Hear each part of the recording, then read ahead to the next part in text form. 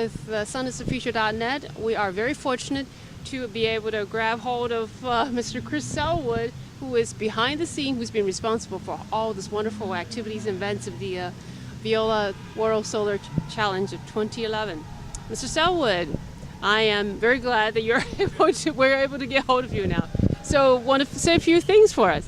Well, it's very nice of you to be here, and it's very nice to have the interest and have you trying to spread the message that we need to take much more care of our planet. Certainly in the context of what we're doing here, we've got the bright young kids of the world pursuing the ultimate efficiency in electric cars, and making sure that our children will hopefully have the same mobility options that we had in our day, but with a much lighter footprint on the planet. Yes, and with a lot of ingenious, innovative ideas, and that's what you are able to generate for all of us on this planet Earth with the activities such as the World Solar Challenge, and we are much more likely to be able to accomplish that. But tell us, how did you get started with the World Solar Challenge? I was in the wrong place at the wrong time. So I've worked most of my working life. I've been worked in film and television and events and conferences, travelling around the world, and I've been lucky enough to travel to some quite remote places in the world and see firsthand how the planet is degrading in certain places. And I was trying to work out in my life how I could make a difference to this. And at that point in time, my wife and I decided we'd come back and live in sunny South Australia, get out of London, get out of the rat race, get out of the big corporate stuff. And they just built a new convention centre here in Adelaide.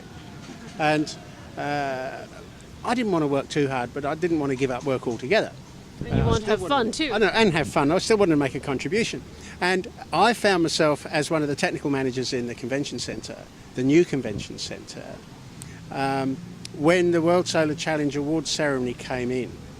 And Hans Thelstrup came in and he set up all his awards on the stage, and he went off to have tea, and then the sponsor came in and set up all their sponsor stuff on the stage, moved the awards out of the way, set up the sponsor stuff, and they went out. Then the band came in, moved everything again and set up, and Thelstrup came back and he went ballistic, as you would. But knowing what was going on and having technical control of the venue on the weekend, the bosses weren't there, I just called up the guys downstairs and had another stage put in on the other side of the room, because that's in the round, or it was in the round in those days.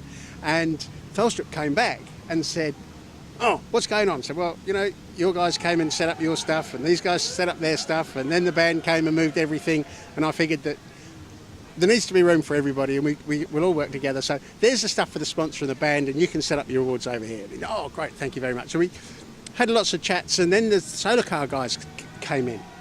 And their enthusiasm and passion was absolutely infectious. As we can see right now. As you can see right now. And I said to Thelstrup, "Hey, anything you need, let me be part of this." And he said, "Oh, great, look, you want to be a volunteer, come and work with us." And that's what we did. And then as a couple of years rolled by, I found myself running it. And I've been doing that ever since. And I still keep touch with Hans. He's in China at the moment, otherwise he'd be here. And he's a great inspiration. He spends a lot of time travelling, a lot of time speaking and lecturing about environmental issues, as indeed I do myself now. But we all need to keep pushing this message. And you know, there's a very interesting message. One of the guys here with the Nuon team, Vubo Ockels, is an astronaut. He's one of the few people who've actually been out off this planet and looked back at the planet, at the fragileness of the atmosphere in the vastness of space. And he likens it, he's a sailor, and he said, "It's the same as I go out in the ocean in my yacht. Why would I drill holes in the hull of my yacht when I'm out in the ocean?" It's the same, the way that we are treating our planet and treating the precious resources of the planet. He likens exactly to the way that you would be on a yacht, but destroying what's sustaining you. And it's a very interesting metaphor. Yeah, so I was really glad to find that they stopped drilling the Barrier Reef and instead looking from a different perspective, using it as a source for tourism. And that is just brilliant. And it also helps to preserve our planet. And what about some of the most memorable stories from all these years of operating or conducting the World Solar Challenge? Oh, look, there's lots of memorable stories. It's a question on notice. Bringing the best ones to mind, I don't know. One of the richest guys in Australia has a cattle station, and his private plane takes him out there. It's where he goes to relax away from all the pressures of his big corporate life. And one of the girls' schools years ago had camped on the highway quite near, and he sent his servants to go and find out what these lights were on the highway. And when he found out what was going on, he invited them all in for a party. And they were all in his pool and having a great time. And that was an inspiration. And I think they ended up getting some dollars out of him to fund their car. That reminds me of another occasion where, talking about bright young people looking for innovative ways of achieving their goals. Another school, they wanted to encapsulate their own solar cells. So to do that, you make your chemical mix, but you need something very smooth and quite cold. And I went to visit them just by chance on this weekend. And they'd taken the glass doors off the school library, and put them on the bench in the lab on bags of ice. Okay. And they were using these glass doors from the library as the basis for the encapsulation of their solar cells. And Monday morning, the library doors were back there and nobody noticed. But it's about using the resources we've got carefully to achieve the ends we need to achieve. And that can be achieved in thousands of different ways. Where would you recommend it? Let's say if I talked to a father who was interested in getting his 13-year-old son to start building a solar car. He's actually from Sydney, Australia. Now, what would you recommend for them in terms of, let's say, sponsorship, or as a matter of fact, they're thinking about starting a museum for solar energy.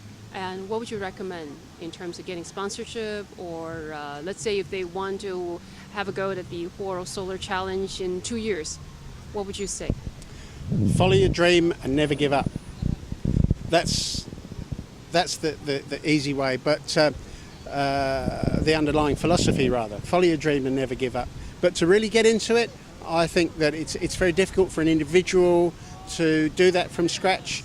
There are a number of solar car teams around who are unaligned, and get in with those guys, see what they've got to offer, share that inspiration, share that knowledge, take learnings from it, and then work together to have an extension of that. So, for example, the Aurora solar car team in Melbourne, they're a group of volunteers. And they're always looking for new people to work with them, and they're always ready to assist with extension out to different institutions, different schools, different groups of people. And if there's the will and the dream and the effort put in, then they can create something in a different part of the country and then perhaps move on again from there. You can see it's definitely collaborative effort. It requires lots of hours and lots of energy. And everyone, I will definitely make sure that they know this. And that's absolutely right. It is a collaborative effort, and it's you look at the various teams and the way they approach this. Some say we've got the best technology. Some say we've got the most money. Neither of those is the whole story. Neither of those will necessarily achieve their goals, because it's about the intellectual processes that they bring to it, the way they manage that money, the way they manage those technical resources, that will bring them glory in the end. Being the best that you can in everything you can do is something that we can all take into our daily lives. And if we do that with the notion that the best we can do is has the lightest impact on the planet, we can all make a difference in very little ways. And in the process, I see that you're also generating a lot of interest with children in school and from the RIAs, and they've just done a variety of things that holds children's interest for math and sciences, which is what we like to see more of on this planet. Well, absolutely, and I think after this interview we'll introduce you to the guys from the Royal Institution in Australia, the scientific body. We've got Dr. Zoz Brooks from the Discovery Channel here this morning. He's working with kids. They're going to play with electric motors, they're going to play with electricity and magnetism. You know, so much of what we do in our country And maybe so much of what we do in Western culture is about sporting athletic prowess. And we don't, I believe, put enough effort into encouraging young people to excel in intellectual prowess, to be more deeply thinking, to be clever at what they do. The whole Olympic thing is faster, bigger, stronger, but where does that lead us?